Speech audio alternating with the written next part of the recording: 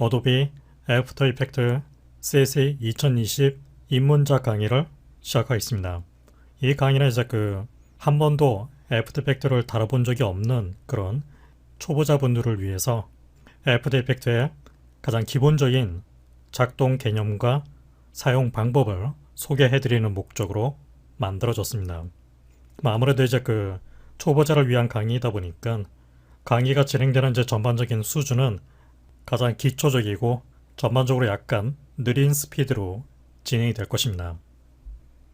이미 이제 애프터 이펙터가 어떤 역할로 쓰일 수 있는지는 아마도 대부분 알 거라고 생각을 하는데, 그래도 좀 더 이제 더 정보가 필요하다면은 제가 지금 보여드리고 있는 이제 이 링크 주소로 이제 이동을 해보게 되면 바로 애프터 이펙터가 어떤 역할로 쓰일 수 있는지를 여러 가지 정보를 얻을 수가 있습니다.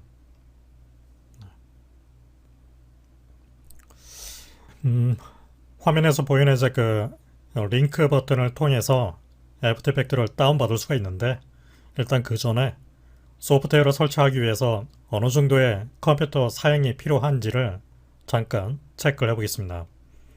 다시 이제 제가 보여드리고 있는 이제 이 링크 주소를 통해서 페이지로 이동을 해보게 되면 바로 다음과 같이 실행을 위해서 필요로 하는 컴퓨터 하드웨어 환경에 대한 기본적인 내용이 나와 있습니다. 여기서 보게 되면 이제 기본적으로 애프터 이펙트는 윈도우즈 운영체제와 매cin토시 운영체제를 지원하도록 되어 있죠. 저는 이 강의는 국내 유저의 대부분이 현재 윈도우즈 컴퓨터를 쓰고 있기 때문에 이 윈도우즈를 토대로 해서 모든 강의를 진행할 생각입니다. 윈도우즈 컴퓨터가 갖고 있는 기본적인 사양을 보게 되면 메인 CPU가 갖고 있는 프로세서라든가 또 운영체제, 램, GPU 등등 필요로 하는 요건들이 있습니다. 저 같은 경우는 지금 이제 출시가 된 지 5년이 좀 지난 좀 오래된 컴퓨터를 사용하고 있습니다. 사실 이제 좀 오래된 컴퓨터라고 해도 기본적인 입문을 하고 동작을 하는 데 있어서는 아무런 문제가 없습니다.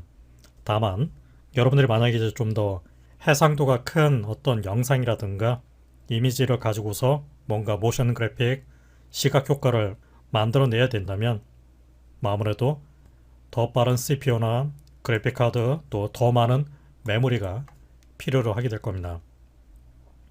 좀 필요로 하는 기본 요건을 보게 되면 일단은 인텔 계열의 프로세서로 되도록이면은 이제 멀티코어, 즉 하나의 CPU 안에 여러 개의 이 물리적 코어가 들어가 있는 쿼드코어라든가 6코어, 8코어, 다중 코어를 가지고 있으면 있을수록 여러분들이 이제 다양한 성격의 그래픽 작업을 하는 데 있어서 속도적인 이점을 얻을 수가 있습니다.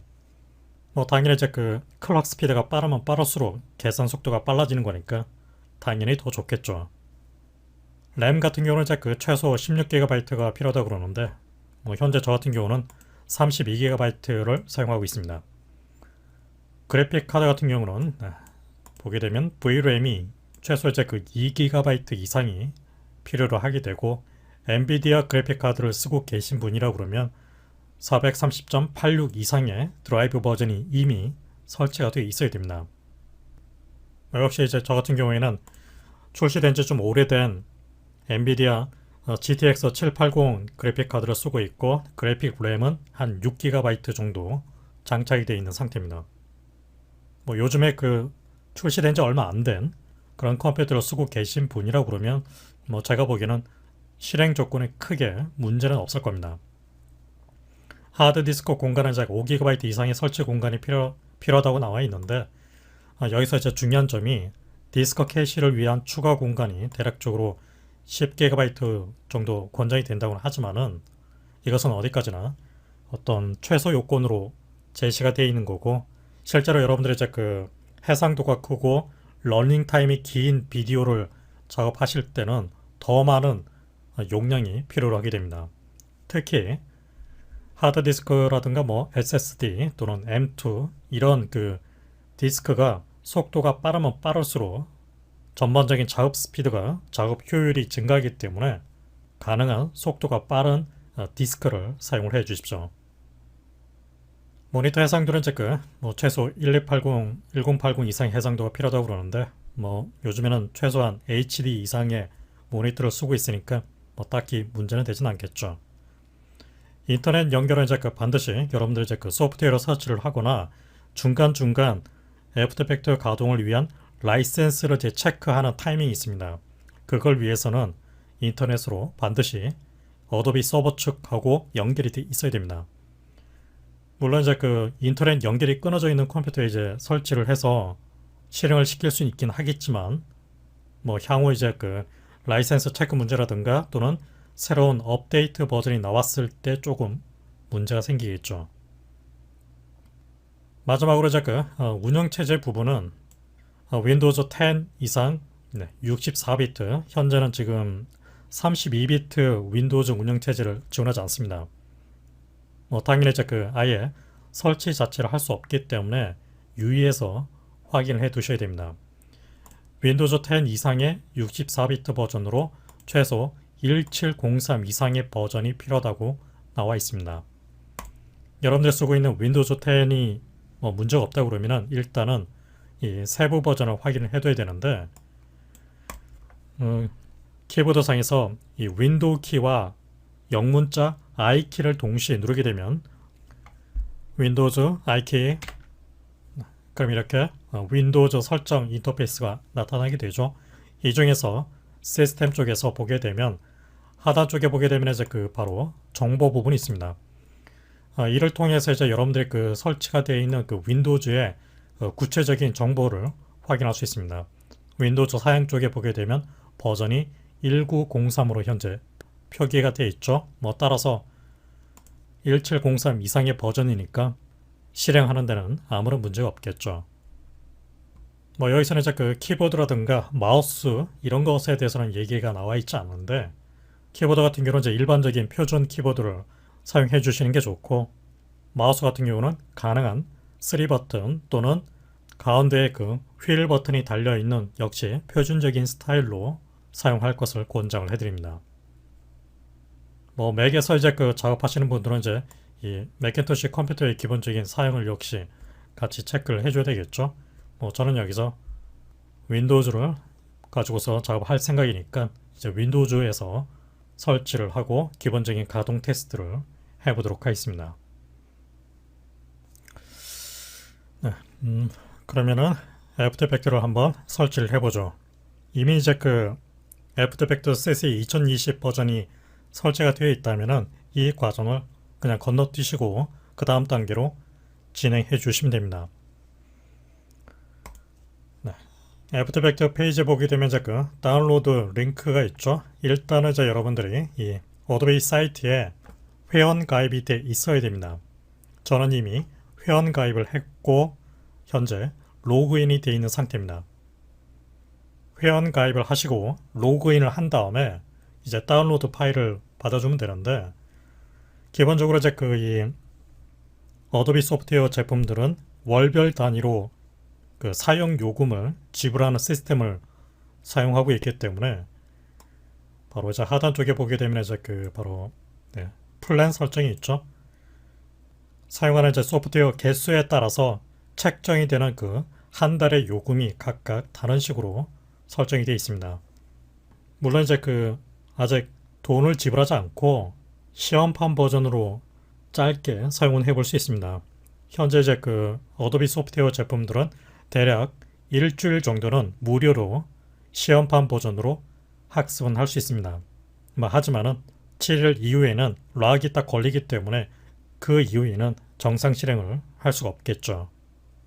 저는 역시 특별한 플랜을 선택해서 이미 돈을 지불한 상태입니다.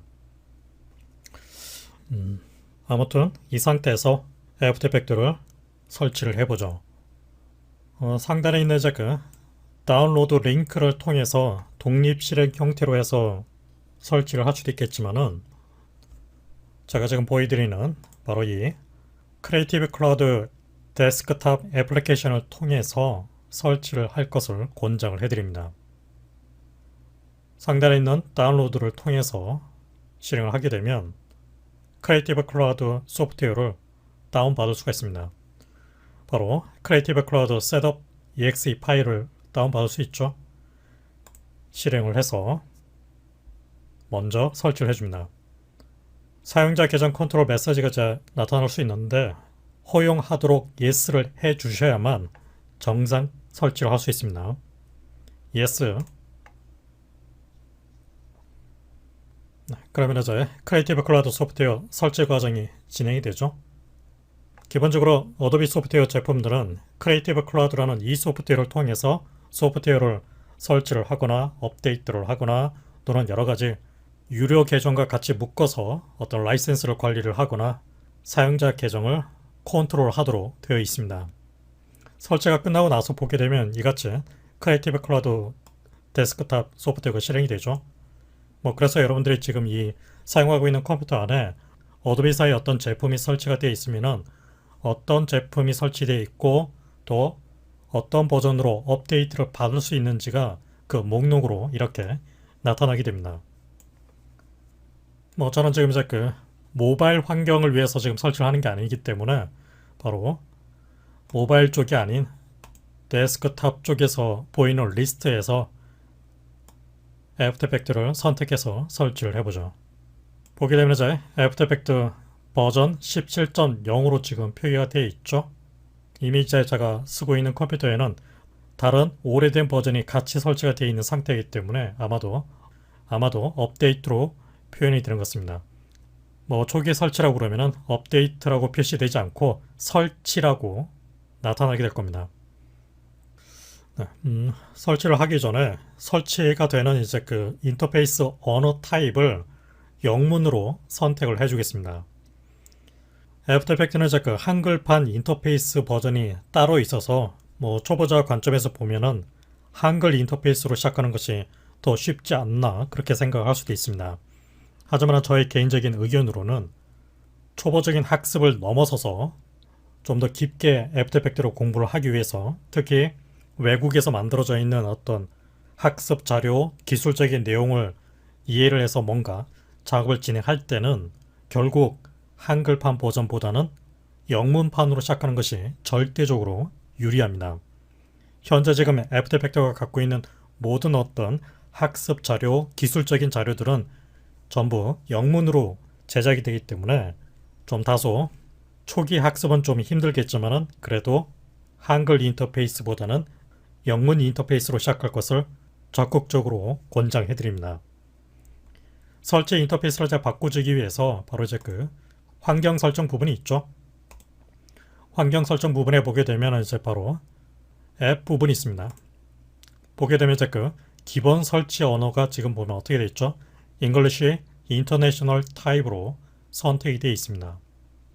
여기서 이제 그 다른 이제 설치 언어를 이렇게 쭉 선택할 수도 있고 보시다시피 한국어도 있죠. 하지만은 저는 여기서 영문판 인터페이스를 기준으로 해서 설치를 하겠습니다. 그래서 English International로 체크가 되어 있는지 확인을 해 주십시오. 완료. 이제 설치 또는 업데이트를 진행합니다. 그럼 이렇게 업데이트 또는 이제 설치 과정을 진행을 해주게 될 겁니다.